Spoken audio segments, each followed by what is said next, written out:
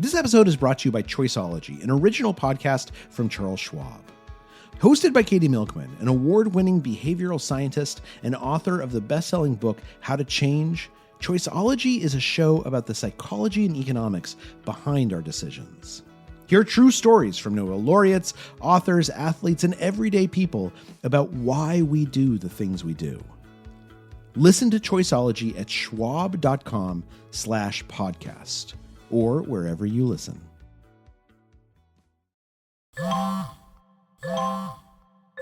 When did making plans get this complicated?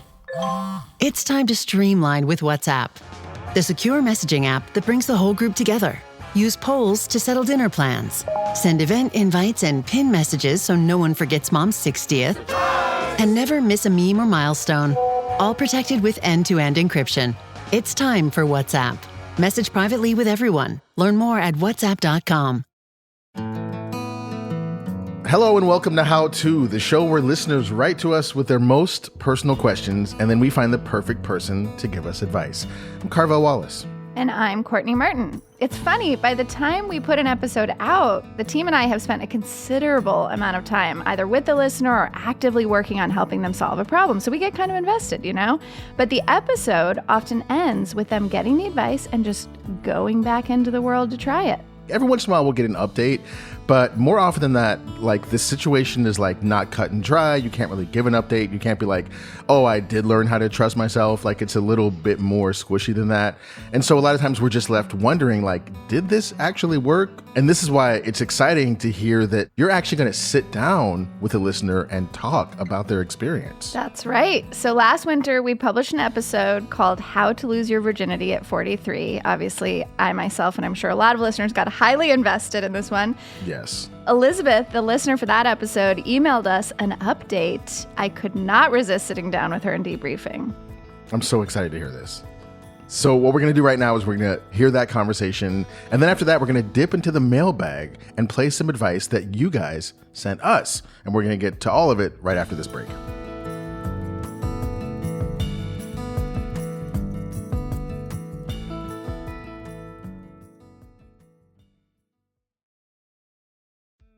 This episode is brought to you by Choiceology, an original podcast from Charles Schwab. Choiceology is a show all about the psychology and economics behind our decisions. Each episode shares the latest research in behavioral science and dives into themes like, can we learn to make smarter decisions, and the power of do-overs. The show is hosted by Katie Milkman. She's an award-winning behavioral scientist, professor at the Wharton School, and author of the best-selling book, How to Change. In each episode, Katie talks to authors, historians, athletes, Nobel laureates, and everyday people about why we make irrational choices and how we can make better ones to avoid costly mistakes. Listen and subscribe at schwab.com/podcast or find it wherever you listen. So good, so good, so good. New fall arrivals are at Nordstrom Rack stores now. Get ready to save big with up to 60% off Vince, Kurt Geiger London, and more. How did I not know Rack has Adidas? Because there's always something new. Join the Nordy Club at Nordstrom Rack to unlock exclusive discounts on your favorite brands. Shop new arrivals first and more. Plus, get an extra 5% off every Rack purchase with a Nordstrom credit card. Great brands, great prices. That's why you Rack. Elizabeth, you were on the show back earlier this year, and your note was one of the best ones we've seen. Can you remind listeners of your original question? So the subject line was how to lose my virginity in my 40s. And my situation is I grew up Mormon. I've been Mormon my entire life. And there are strict rules about having sex outside of marriage. And I never got married. So I got to 43 and had not had sex. And I left the Mormon church at the end of last year. So now that I didn't have those rules, I was trying to figure out how to go about, as a middle-aged woman, to be dating with the intent of having sex and how to bring that up, how to have those conversations, what to do, what to expect, that sort of thing. You were on with Nicole Hardy, who also left the LDS church for a number of reasons, but one of them was her experience as a non-married woman and the expectation of celibacy. What was your biggest takeaway from Nicole? I thought she was so fabulous. She was wonderful. And I read her book since, and it's a delight. I did take some of what she said into it. And one of the big things was just kind of go in and have fun and be looking for somebody that's going to have fun with you.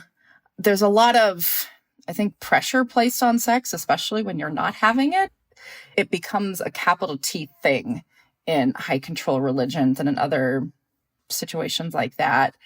And I think a lot of people who have a healthier relationship to sex aren't really thinking about it in the same way you are when you're told you can't do this thing, you can't do this thing, except in these specific instances or it's bad. So keeping that in mind, just finding someone that I can talk to, that I can be open with, that I don't have to be embarrassed about not having had sex and what I'm looking for, and being able to have those conversations. That was really valuable. Yeah. Was there any advice that didn't land? She did mention she went to see a dominatrix at some point. Oh, right. In her Yes, journey. I remember that. I did not do that. But she sort of planted a seed of different things I wanted to try. That was sort of in the back of my mind when I got onto Bumble and they asked what you're looking for in a quote unquote relationship. And one of the options was non-monogamy, which is not something I have ever thought about. I looked into non-monogamy because I knew that I would need to be having these potentially awkward conversations, that there was no way I was going into this without talking through with a partner. So that actually, like, the exact thing she did wasn't the direction I took, but just thinking beyond, okay, I am looking for a standard male-female long-term relationship, and there's one way to do it. Yeah, that makes so much sense. And also, like, it's also relative, right? Like, I feel like for some people, just talking out loud during sex and saying what you want feels like you're a dominatrix, you know, because you're just so used to, like, being quiet, meek, you know, just like not having a voice in that setting. So I don't know. I just feel like it's also relative. Will you talk a little bit more about non-monogamy? I mean, very obviously, it sounds like not being in a, you know, committed one-on-one relationship with someone. But can you say more about what you mean by that when you say it? I'm in a relationship with someone right now who is married. So he lives elsewhere and is working in Arizona for a short time. And so the relationship that he and his wife have is when they're not together, they can have relationships with other people, actual relationships or just sexual relationships. Okay. And so we've been seeing each other for a few months, and I don't have multiple partners. That's not really something I'm looking for right now. One is enough while I explore, I figure things out. Well, also, I feel like we kind of buried the lead here. Elizabeth, are you telling us that you could no longer write this letter to How To? That is correct. Okay. I could no longer write this letter. I figured out how to have sex as a 43-year-old virgin. Woo! Yeah, I I'm so happy. Was it a good experience? It was a really good experience. I'm very glad I did not have sex for the first time with another virgin too. I just think it's helpful to have somebody who knows what they're doing, and that there was no way I was going into this without talking through. I don't exactly know what to expect. What do you like? What are you into? The little that I knew that I was into, I needed to be able to have those conversations. Yeah. In all my reading about non-monogamy, I know that good, honest, open communication is a number one pillar of that. And so it seemed like a really good opportunity to find someone who was comfortable talking about sex, who was comfortable having these conversations, who wasn't going to be, I don't want to say weirded out. The first man I told was a little weirded out. But this wasn't somebody who was embarrassed to talk about sex or who wouldn't know how to do it. It would be a conversation that he could be comfortable enough with because he was used to talking through how relationships work. That's so interesting. Like that the communication skills required of a non-monogamy, like of an open marriage, lent themselves to this context too. Yeah. I love that. That's so interesting. And what was your reaction when the first guy was like weirded out by it? We were just walking around downtown. We were 10 minutes into this first date, and I was not planning on having the conversation at that point because there was no, like, we weren't moving in that direction yet. We were still barely moving past like, what do you do for a living questions. But he asked about my interest in non-monogamy. And at that point I thought, oh, this feels like the opportunity to just get it out here instead of making it a big sit down, I have to tell you this thing. Just, this is my interest in it. I've never had sex. And so I need someone who is okay talking about everything because I'm going to need that. Yeah. And what did he say? He paused and then said, oh, that's so interesting. And then he repeated that about 5 times in the next 2 minutes. Oh, no. Which I was a little, my first thought was, okay, I get it. It's interesting. But I also realized he's blindsided. No one goes on a date when you're middle-aged expected to hear that. So he didn't know what to do. And then we moved on. I think we talked about it for a few more minutes, but that wasn't the rest of the date. We talked for 2 more hours about other things. And so we texted a little bit after that, but it did kind of fizzle. And then I started dating this other guy. So okay. That was no more. And tell us about the like romantic or sexual connection with this new non-monogamous partner that you have. Like what allowed you said he was a really good communicator, but what else allowed you to feel comfortable and safe in exploring with him? He was just really open to things. When I told him, it was over text through the app. So he could have whatever reaction he was going to have by himself. That's smart. Was that a like choice because of that first experience? Not really. It was because he texted me after we'd been chatting for a couple weeks through the app. He said, so when are we going to get together and have some fun?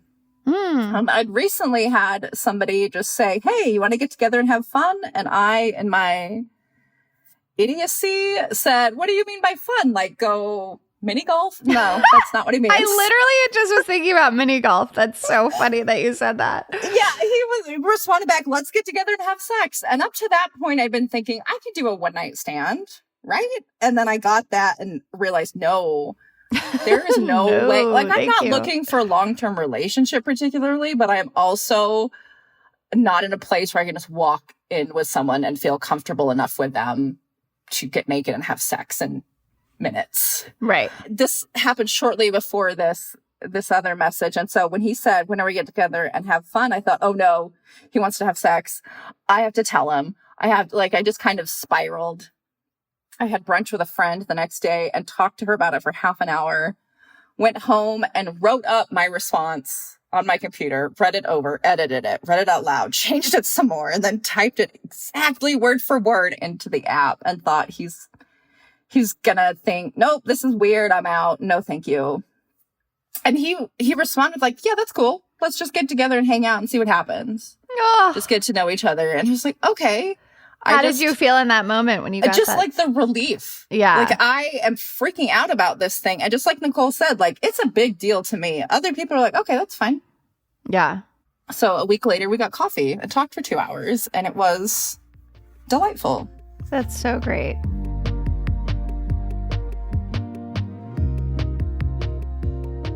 You know, with as much detail or not as you want, because I don't want you to feel pressure on this, but I am just curious if there have been any big surprises, like about what you thought it would be like versus what it is.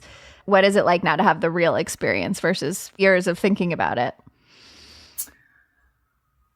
In some ways, one of the big surprises was that it wasn't a big deal. Yeah. I guess I kind of thought the next day I'm going to feel different. Yeah. Like something will have shifted. And for the most part, I didn't. The next day I felt a little weird. Some small panicked part of me thought I need to like block him and delete him and never talk to him again. Just out of, I don't even know what, like something in my head, I guess, that I'd committed a sin and he was evidence of it. And if I just got rid of him, like it sounds crazy as I'm telling it to you. It sounded crazy in my head then, too. I knew that. Yeah. And I knew that blocking him would make him think he'd done something wrong. And that was wildly unfair. And I also got over that in a fairly short amount of time. And how did you talk yourself out of that moment?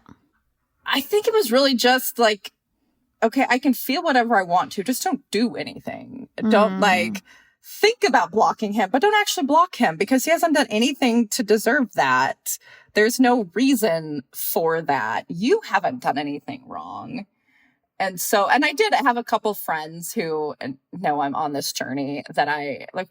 One of them I texted at midnight after he left and she was awake. And so we had a fun little moment there. But talking to them just helped like kind of work through this is normal. Just because my whole life I was taught it was bad doesn't actually make it bad. It is normal and I can choose what I'm going to do with this. And I can choose to just look at that shame and look at the way I'm feeling and feel it, but recognize it for what it is, which is not a real actual problem that I am having. Yeah. Your letter was also a lot about your relationship with your religion, you know, leaving it, etc. How has the experience of having sex shaped your contemporary relationship with like religion or faith? Any surprises about that? There was one moment lying in bed when I said out loud, I'm so mad that I waited this long. Because I enjoy sex. And like maybe my body was more ready for it 20 years ago before I was stiff and arthritic.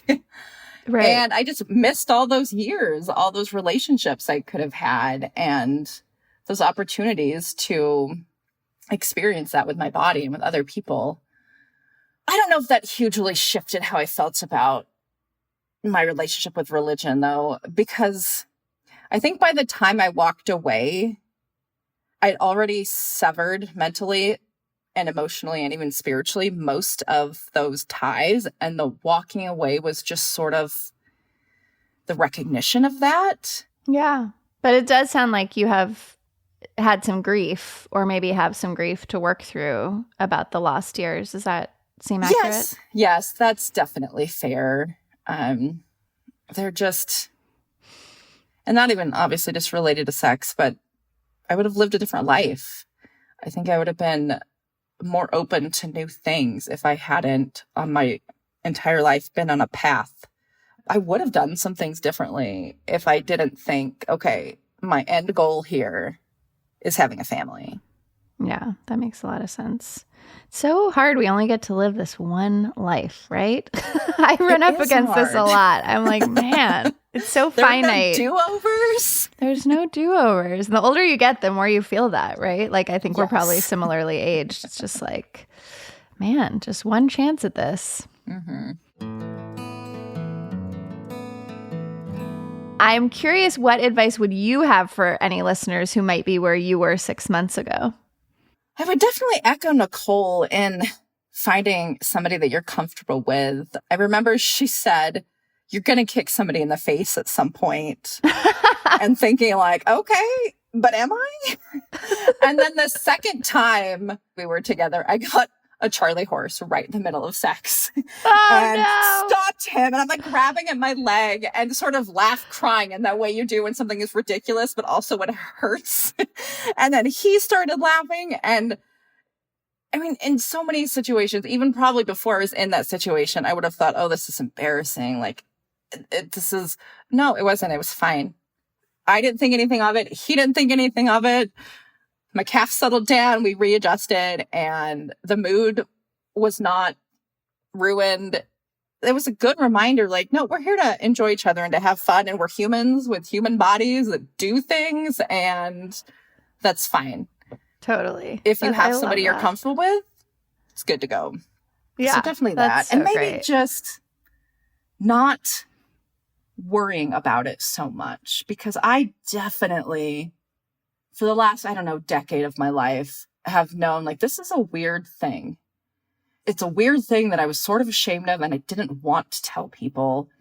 And the more I did talk about it and address it, I thought maybe it's not that weird. It's unusual. It's not the norm, I would say, but it's like people did not really act like this was some big thing about me that defined me.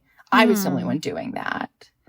And I think just being able to be a little more chill about it probably would have helped I love that. Also, I'm like, maybe we need to do an episode on like how to have sex after 40 with a creaky body because it's true. It changes, right? And I don't think people talk about that. I mean, there's a lot of conversation about sort of like losing sex drive or like, you know, midlife perimenopausal women and some of the challenges for us around sex and our bodies. But I do feel like that would be an interesting episode for us to cook up. I would listen to that and take notes. Okay. Producers, take note. How to have a great sex life when you're getting old. All right. Thank you so much, Elizabeth.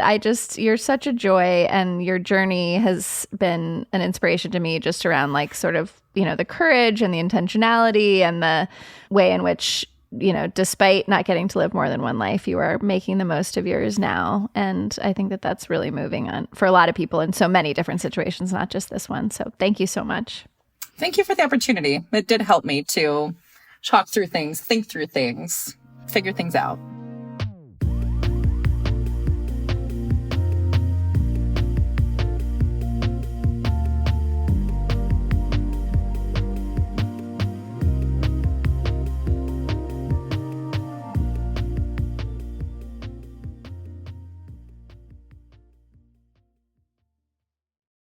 Disney Plus wants to know, are you ready? For Marvel Studios' Thunderbolts, The New Avengers, now streaming on Disney Plus. Let's do this. One of the best Marvel movies of all time is now streaming on Disney Plus. Hey, you weren't listening to me. I said Thunderbolts, The New Avengers is now streaming on Disney Plus. Meet the New Avengers. That's a cool name. Marvel Studios' Thunderbolts, The New Avengers, rated PG-13, now streaming on, you guessed it, Disney Plus. Hey business owners, we know you know the importance of maximizing every dollar. With the Delta SkyMiles Reserve Business American Express card, you can make your expenses work just as hard as you. From afternoon coffee runs to stocking office supplies and even team dinners, you can earn miles on all your business expenses. Plus, you can earn 125,000 bonus miles for a limited time through October 29th. The Delta SkyMiles Reserve Business Card. If you travel, you know. Minimum spending requirements and terms apply. Offer ends October 29th, 2025. Tonight, turn down the noise of the day and focus on the rest with AGZ, the nightly drink for winding down and resting up. New from AG1. AGZ supports your body's natural sleep cycle with clinically studied key herbs, adaptogens, and minerals in amounts supported by research. And no melatonin, helping you wake feeling rested. Wind down, rest up with AGZ. Learn more at drinkagz.com.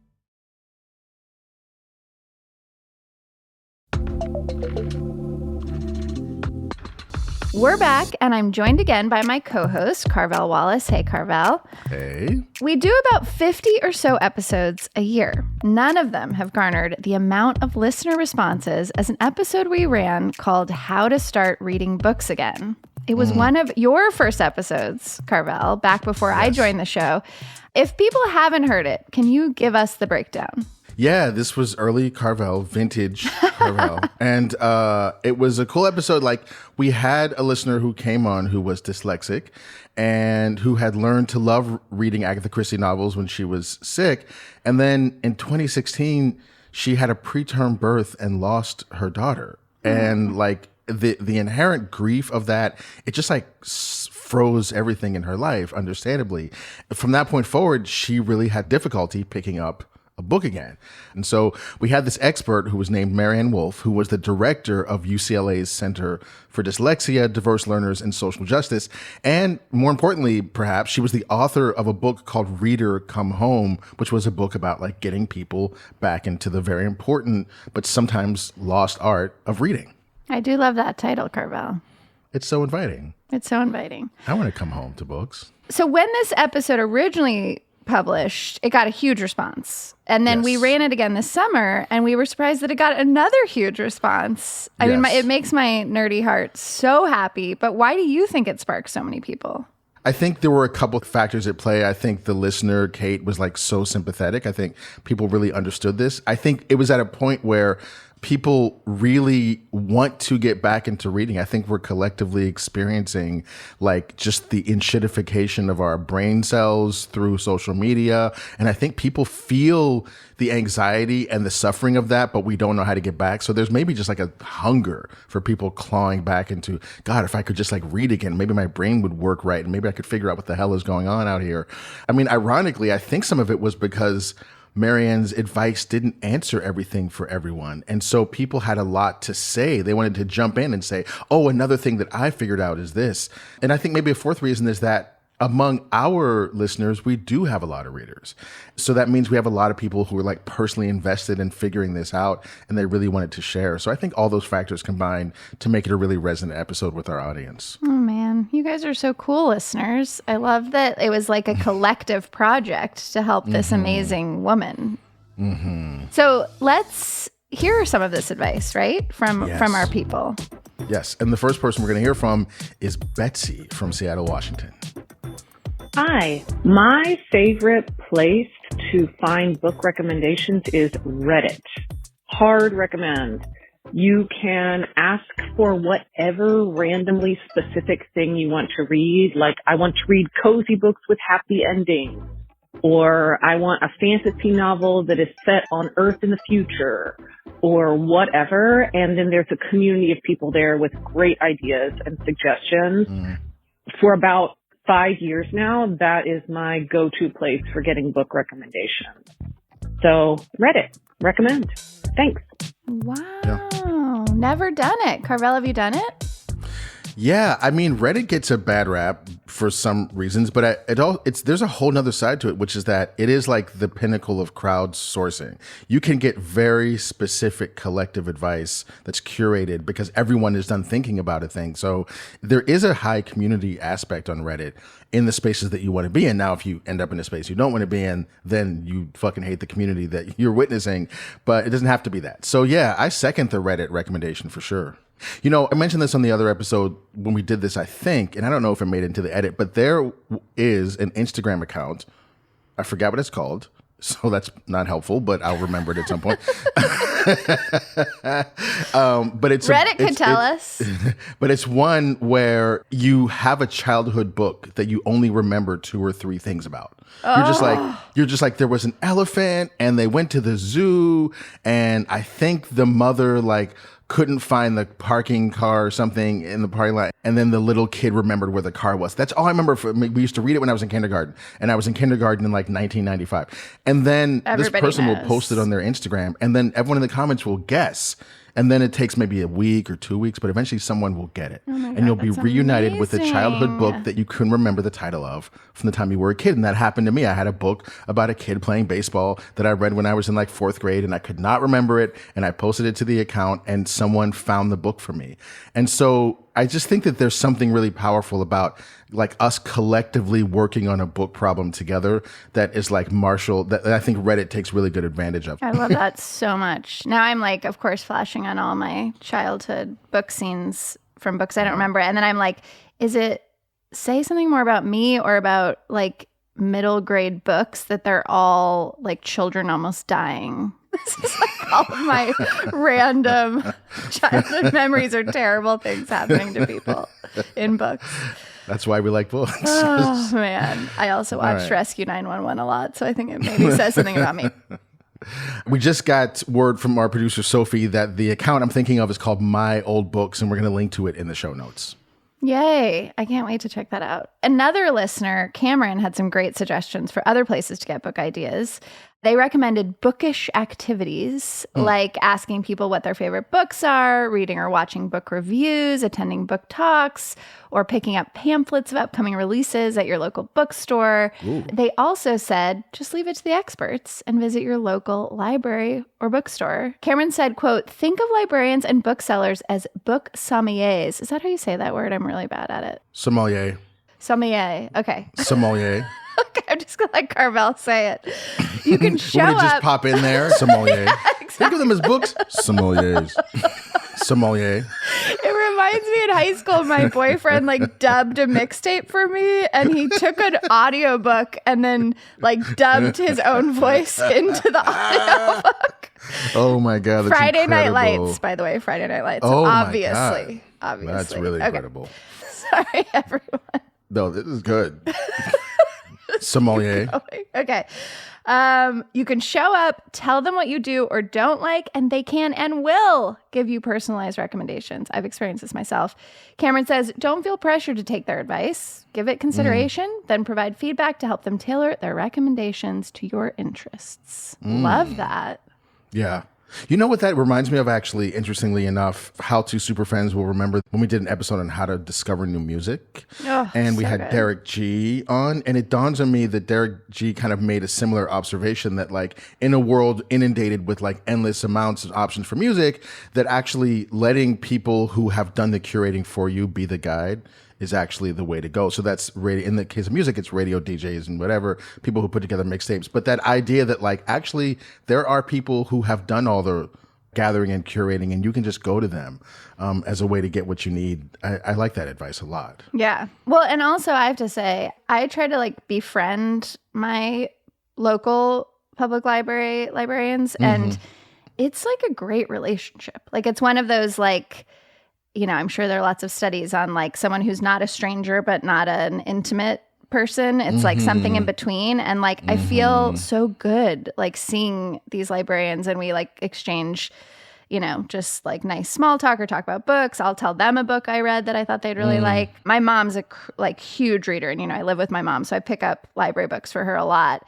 So they're always like, "Oh, your mom's like blazing through these books," you know. So it's like I think books can also become that like social connection in a way that's so nice. I mean, the other thing is that you don't have to like you don't have to read the whole book. You can just sample a book if you want to figure out if you want to commit to it. And in fact, we have a listener, Dan, who left a voicemail, who kind of figured out a method about that works for him. Hi, my name is Dan. I've been an English teacher for over 30 years. And one of the things that I found that works really well for me in particular is I subscribe to the Kindle Unlimited service, and I can download up to 10 books at a time and have them on my phone. And so it gives me that flexibility of reading. Some months I might read 5 or 6 novels in a month, and some months I'll not read any. But the ones that really capture my interest recently have been science fiction. Marco Cluse is a real winner for me, but I think the author in the series that I always go back to is the Planet of the Cave Bear series by Gene Owl. I think that it's really evocative. That's my thought. Thanks. How do you feel about this one, Carvel? It's a little controversial for me. Which aspect of it is controversial? Well, putting down the book, if you don't like it, Uh-huh. which I have come to accept. Like I used to be someone who really tried to stick with books too long, I think, but I do think that is controversial for some people. And then the e-reader versus physical book. Oh, yeah. I don't have a lot of beef with the e-reader versus physical book thing. I mean, it's just like, whatever helps you read, let's go. What are we doing? My vibe with books is get in where you fit in. If you need to do audiobooks, that's great. If you need large print, that's great. If you need to read like only 20 pages of a book and then put it down, it's great. Like, I don't care. Do you like to read on an e-reader? I'm 100 years old. Like, I'm from a time when like we had to use the Gutenberg. Read on tablets that were literally stone. Like, you know what I mean? We were doing cuneiform when I was a kid. So, you know, this is what I know. So I'm surrounded by books. I love the physical object of a book. It's great. But I don't think that everyone has to do that. Like, people do whatever they want. People have a great time reading. And I do have an e-reader, and I use it largely when I download PDFs, because sometimes a book will be in the public domain, and I don't want to read a whole book on my phone. So I have an e-reader for that. But the thing about putting down books, yeah, I 100% agree with putting down books. I think there is a tyranny around, and I would hope that this has been largely broken, but there's a kind of a tyranny around like what is a great book and how you should respect it. Like, a lot of these books that I was told that I was supposed to admire when I was growing up, I was like, this book is dumb, and I feel like this is a lot of bullshit. And if the system had won, that would have convinced me that I was not like smart enough to understand books, but actually it didn't win. What it taught me was that these people are fucking stupid. I'm going to find my own stuff to be interested in. And here I am, like an avid reader. So I think people, especially kids, need to be able to put down books. That said, I do think that, especially in school, there is some benefit to having to finish a book that you don't necessarily love so you can understand it and talk about it. Yeah. And so I think that, like, yes, having to finish an occasional book is good because sometimes books don't work for the first 30 pages. Then they really like click in around page 90 and suddenly you're locked. And, you know, that happens and you wouldn't know that if you put it down. So I think that there's like an advantage or benefit to having to read a book all the way through. But I don't think that there's an idea that every book you pick up, you have to read all the way through or else you suck. I think that's ridiculous and it does more harm than good to readers. Yeah. And there can be like hate reading in the same way there's pleasure reading. Like you can like finish a book because you're like, I hate this book so much. I want to figure out why. Or like you start comparing it to a similar type of book, like whether it's thematically or something. And you're like, why does this work for me? And this is making me crazy. And like you can spend the time reading it to figure that out. I think it's like fun if there's an active question about why it's not working for you, you know? Yeah, because you're activated. Like, I'll admit, I have been trying to read The Left Hand of Darkness by Ursula Le Guin for years. Like, I've tried to read it like 3 or 4 times, and it's so dense, and it's so, I just cannot grasp it. The last time I tried to read it, I got maybe to like page, you know, like maybe halfway through, and then I just was like, bro, I don't know what's going on, and I don't really understand. And yet, I keep it by my bedside because I have a weird sense that there's something in there for me, but it's going to take a few runs to get to it. And so that's the thing that I think speaks to like the larger advice we got in the show, which is that read your way. My way is I'm going to try and read The Left Hand of Darkness for 10 years, and then one day maybe I'll finally finish it, or maybe I never will, and it'll just be a cool-looking book by my bedside. Like, who cares? The point is, like, I'm the one in charge. There's no teacher or grown-up or authority figure that I have to please with my reading. Yeah. And read your way today. Like, sometimes you'll pick up a book today and just be like, my brain can't do this book. And then, like, 3 years later, life happens, you are a totally different person, all these different cells in your body 3 years later, and the book is exactly what you needed. So it's like also about just self-awareness and like a lifetime of reading. Yeah. Besides the reading recommendations, we also got a few notes about our anti-hero series, which kicked off with an episode about revenge tied into Slate's Revenge Week. Now, some of you loved it. Like this anonymous listener said, I really enjoyed your revenge episode. I laughed out loud at several points. You might need to launch a revenge podcast to help other people get revenge. I even signed up for 3 months of Slate Plus, this person says, just to hear the revenge on Trump and your take on Let Them. Well done. Wow. I would hate to do a whole podcast on revenge. It would make me really sad. Although I thought this topic would not be for me, and then I deeply enjoyed the episode we recorded on it, but I'm glad I don't have to do it a million times over. Okay. Making you do a whole podcast on revenge would be an excellent revenge tactic against you. Just putting that out there. Okay. So if you ever cross us. If anyone really hates me and wants to pay me so much money that I can't say no to doing a whole podcast on revenge. Now, some of you did not like our revenge series. Some of you hated it. Michelle wrote, hello, I've been listening to the How To podcast for many, many years. Thank you, Michelle. And have thoroughly enjoyed each episode until this one. It was petty, childish, and mean-spirited. Not at all what I've come to expect from How To. I'm very disappointed and hope the rest of this new season does not follow a similar line of thought.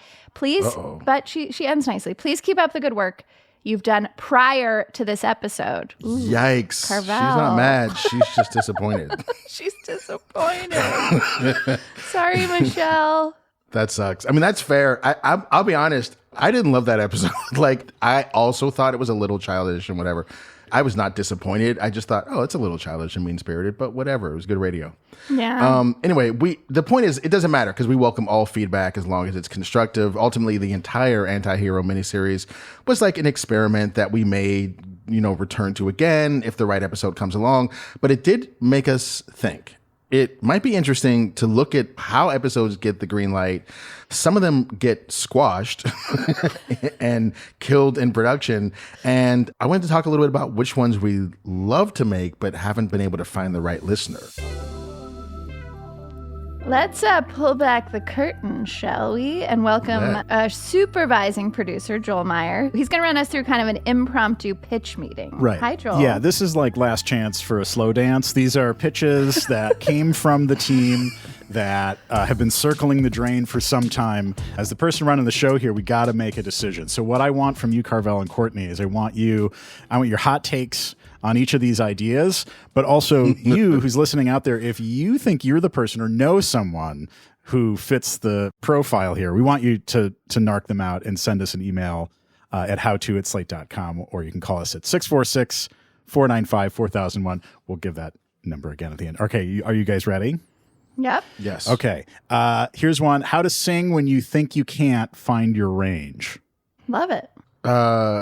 So what? We're gonna have people singing on this? Like someone's gonna talk about singing? Like There's probably gonna be some singing. How does this work? This is like people who want to sing, who think they can't, but need a little bit of help and just need a gateway. They need the first steps to start. But how do you talk for an hour about how to sing? I don't get it. Okay, well, I don't think you have to like maybe just we would sing? do like how to design like a life where you sing, like where you learn how to sing, where you have collective singing experiences. Like how do you find a choir? How do you find the best karaoke spot? Like I feel like if we did it less technical around the voice piece and more like how to like access singing in the world, that would be pretty dope. And I think singing is having a comeback. I think in the era of Trump, I'm hearing a lot of people just be like, I just need to like get together with some people and sing. How is singing having a like? I don't understand. Okay. How is singing a like? Where? What is happening? Okay, go on. Communal effervescence. Walking is having a comeback. Like what? Breathing is on trend now.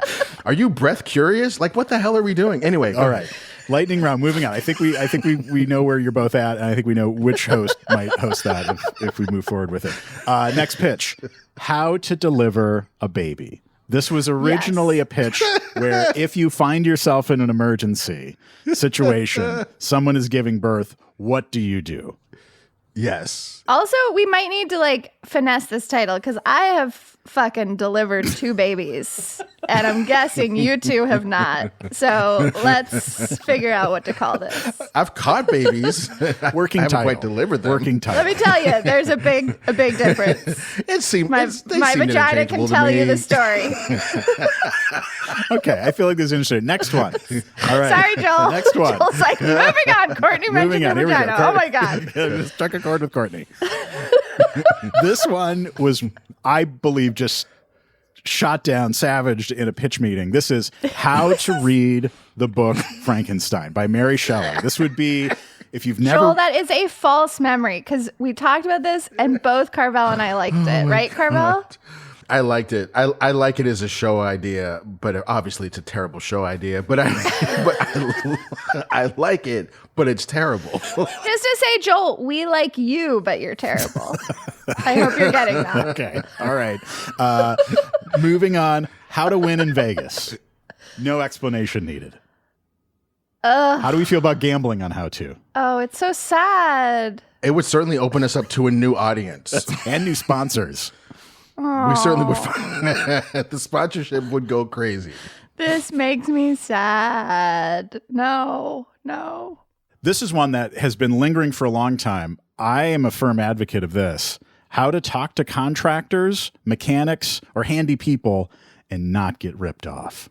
Yes, I like it. Yes. Every single person I know who's ever interacted with a contractor, mechanic, or handy person has been panicked that they are being ripped off or taken advantage of in some way. So this feels very widely applicable. And how about the reverse? Like how to not be an asshole while working with contractors, mechanics, and handy people. That is a very good beat that we should do in that conversation. That's a very good idea. Okay, last one. This is a binary choice. You can either pick one or the other. The first one is how to escape prison or how to join the circus. Which one do you pick? Oh. Which is a better service to the How To audience? Do we know anyone who has escaped prison to join a circus? Because that to me feels I feel like they're so linked. That's why I was really struggling. I mean, the same skills. That's where our producers, that you need Rosie and Sophie, come in. Is they'll find people that fit either of these episodes. Perfect. You guys combine these; it'll be easy. Find the. What are the legal ramifications of doing an episode on how to escape prison? I'm just curious. It will have to go through Slate's counsel, the general counsel. I'm pretty sure. And also I don't under like what expert do we get? Someone who escaped like I don't. There's so many logistical questions here. You know what I mean? Let's just get Morgan Freeman and talk about Shawshank Redemption. And then, Joel, the last episode is How to Not Be Liked. Remember that idea? What was How to Not Be Liked? This feels like part of the Antihero series, actually. That's what I was going to say. This may have come up in context of thinking about more episodes. That's just going to piss off Antihero Michelle. series. Let's not disappoint Michelle again. She's not mad. She's just disappointed. All right. Now that you've heard where our hosts stand on all of these lingering ideas, we want to hear from you. If you like these ideas, if you hate these ideas, if you think you're the person that we should talk to about one of these ideas, or if you have one of your own, you can email us at howto@slate.com or leave us a voice message at 646-495-4001. Thanks, Carvel and Courtney. I appreciate it. Thanks, Joel. Thank you.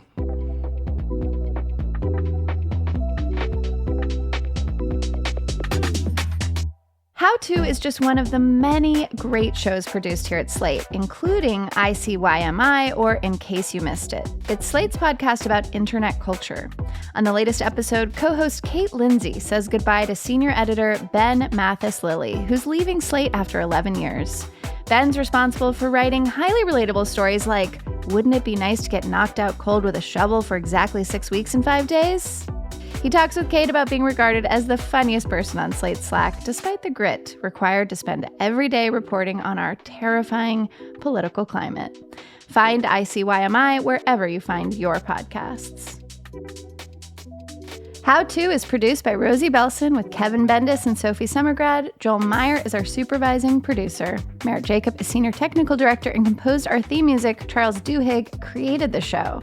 I'm Courtney Martin. And I'm Carvel Wallace. Thanks for listening.